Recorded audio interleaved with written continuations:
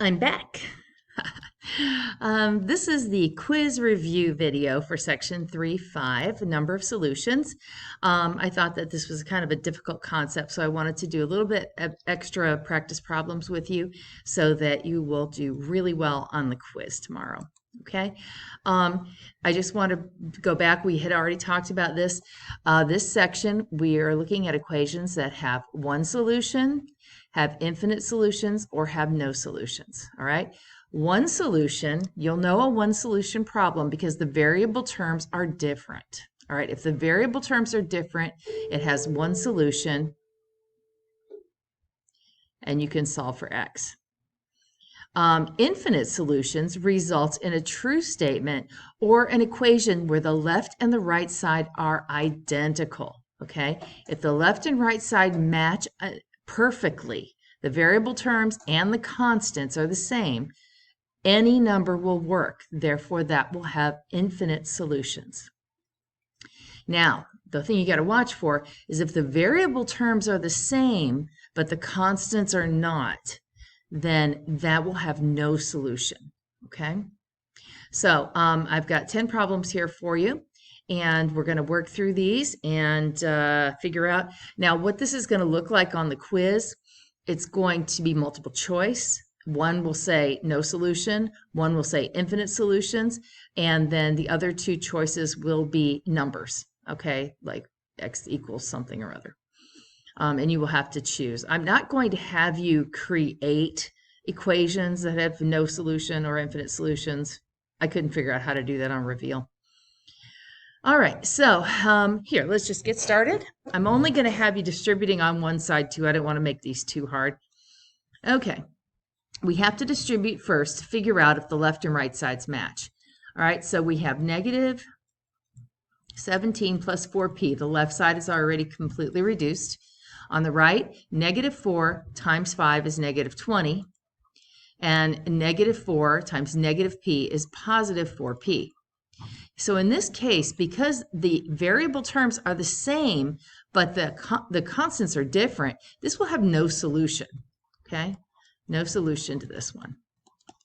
And you could even go a step further and subtract 4p from both sides, and you would find that you arrive at a false statement. Negative 17 is not equal to negative 20. So when you get a false statement, that has no solution.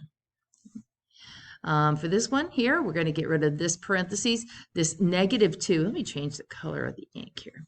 This negative 2 is the number we're distributing. It's the thing touching the parentheses. The negative 5 is just hanging out. Positive 2 times 8 is positive 16. And positive 2 times positive 4v is positive 8v equals 8v plus 11. Okay? We need to combine these two like terms to figure out if the left and right sides are the same. A positive 16 and a negative 5 gives us a positive 11, which I totally did not have to write that positive sign. It's early. I'm not awake yet. But you can see that the left and right side are identical. Okay, when that happens, we have an identity that has infinite solutions. You could even go a step further and subtract 8v from both sides.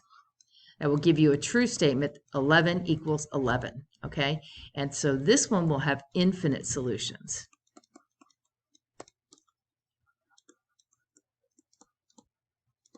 Okay. All right, number 3. We have to distribute to get rid of the parentheses. Negative 8 times 3p is negative 24p. And negative 8 times negative 7 is positive 56 equals negative 8 minus 8p. Now you'll notice that the variable terms are not the same here. This is an equation that you can solve, all right? Go ahead and get all your variables on one side by getting rid of the smaller variable, which the smaller one, since they're negative, is negative 24.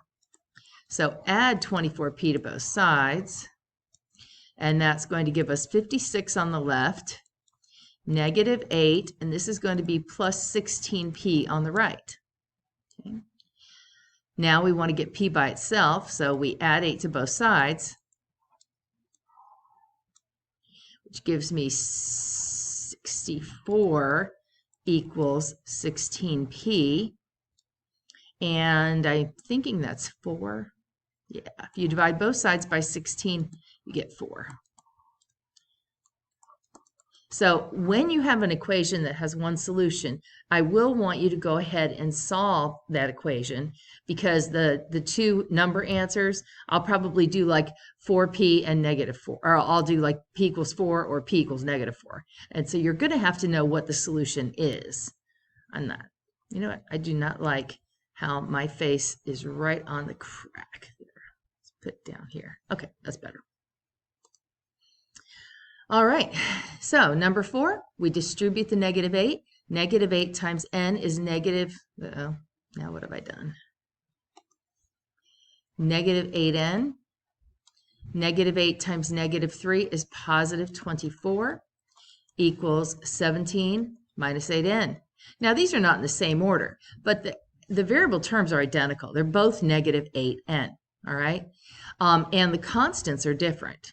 So what that tells us is we're going to have a thing where we have no solution, because we're going to get a false statement. 24 is not equal to 17. All right, so there's no solution to this one. Okay. Next. All right, get rid of this parenthesis. So the left-hand side is already fully reduced. On the right, 8 times 4 is 32, and 8 times -n is -8n minus 2.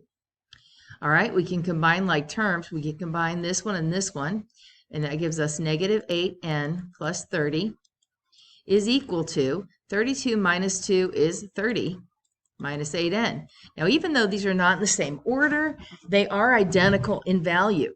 Both sides have a -8n. Both sides have a positive 30, okay? If you don't believe me, go ahead and get rid of the 8n's. You're thinking, Miss Williamson, none of us would not believe you. We would never do this extra step. I know, but I'm going to make you watch me do it. This is a true statement. So this one has infinite solutions.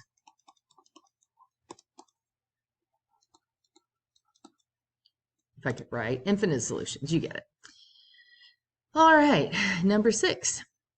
6 times a is 6a. 6 times 5 is positive 30 plus 8 equals -3a minus 34. Okay, combine these two like terms. We have 6a plus 38 equals -3a minus 34. This is going to have one solution. The variable terms are different. So we need to get all of our variables on one side, and we do that by going after the smaller one, which is clearly the -3. We get rid of it by adding 3a to both sides. That gives me 9a plus 38 equals -34.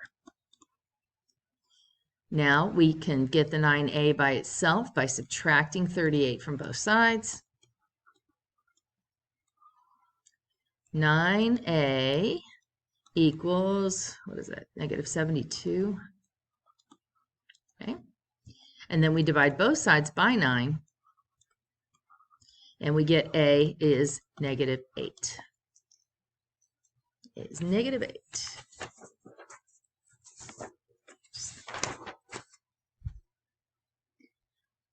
Okay, now what I want you to do is I want you to pause the video, and I want you to do 7, 8, 9, and 10. All right, once you have completed 7, 8, 9, and 10, come back and watch me do 7, 8, 9, and 10 and compare your answers to my answers and see if we got the same solution. Okay, so pause the video now. Hopefully you didn't cheat.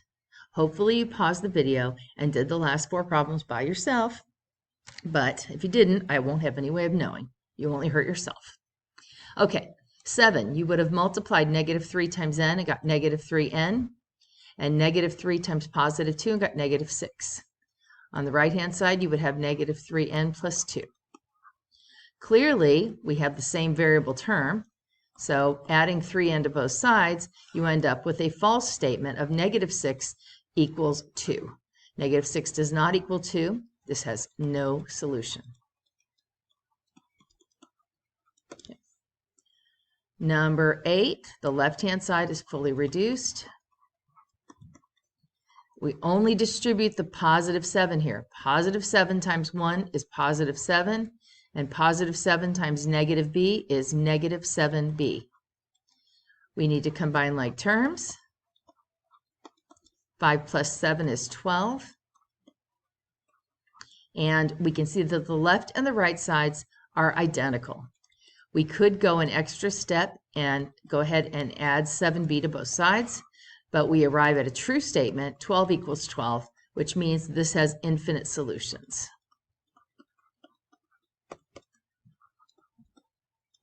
How'd you do on those two? Okay. All right, and then the last two problems. 6 times 5x is 30x. 6 times negative 2 is negative 12. All right, because the variable terms are different, this equation has one solution, and we'll need to go ahead and solve it. We do that by getting all of our variables on one side, and we usually go after the smaller variable. So since negative 7 was smaller than positive 30, I'm getting rid of the negative 7x by adding 7x to both sides, which gives me 37x minus 12 equals negative 12, right? Now we need to get 37x by itself, so we add 12 to both sides, and we get 37x equals 0. Don't get tricked. It has a solution. The solution is x is 0. If we divide both sides by 37, 0 divided by any number is 0. So x is 0. That's one solution. 0 is a solution. This is an interesting one, and I threw this one in here just in case you'd forgotten about this negative sign out in front of the parentheses. That you treat like a negative 1. Okay, so this would be negative 1 times positive 1 is negative 1. Negative 1 times positive x is negative x minus 7 equals negative 14 minus x. Combining these two like terms, the negative 1 and the negative 7, we would get negative 8 minus x equals negative 14 minus x. This is looking like a no solution. If we add x to both sides, we get negative 8 is equal to negative 14, which is not true. So this equation has no solution. Okay. All right. Well, that's all I have for you there. If you feel confident about these, go head over to McGraw-Hill and you can work on your 3-5 quiz, which will be waiting for you over there. All right. Don't hesitate to reach out for help. And if you would like a redo on the quiz, remember, I will reopen it and I'll tell you which ones you got right anytime before the quiz expires on Sunday night. All right. Well, don't wait till Sunday, though, because I rarely check my mail on the weekends. Maybe do it before Friday. That would be good. Okay. Well, have a great day, and thanks for watching.